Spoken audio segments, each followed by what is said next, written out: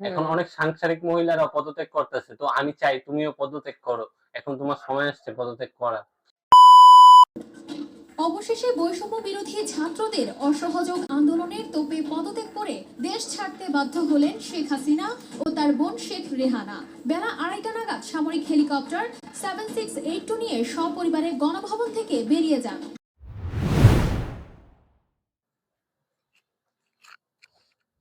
আম্মু, তুমি কি দেশের কোনো খবর রাখো আদৌ? শেখ হাসিনা তো পদত্যাগ করছেই, সাথে অনেক সাংসারিক মহিলারাও পদত্যাগ করতেছে। তো কি হয়েছে? তো কি হয়েছে, তাই না? আচ্ছা। তুমি কি আসলে আম্মু বুঝো নাই আমি কি বলতে চাইতেছি?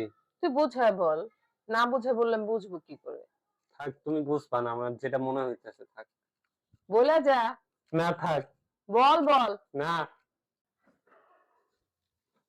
তখন যেন কি বলতে গেলে, কিসের পদত্যাগের কথা, কথা তো কমপ্লিট করলি না। বলতেছিলাম সরকার তো পদত্যাগ করলোই।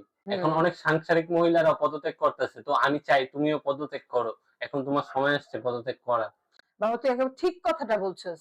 দেখ এই দুঃখটা কেউ বুঝলো না। আমার কিন্তু অনেক আগেই পদত্যাগ করা উচিত ছিল। আর কত বছর সার্ভিস দিব? আর একা হাতে সংসার আমি আর পারতেছি না।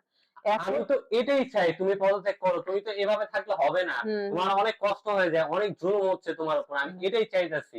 এই জন্য তুই যেটা ভালো মনে করবি সেটাই হবে। আমিও পদত্যাগ করতে রাজি আছি। মা, তুমি আমার জন্য নতুন বোন নিয়ে আসছো তার মানে? বল কথা কখন বলছি, বল কথা বলছি।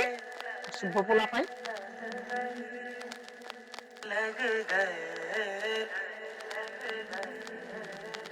लौड़े लग गए लौड़े लग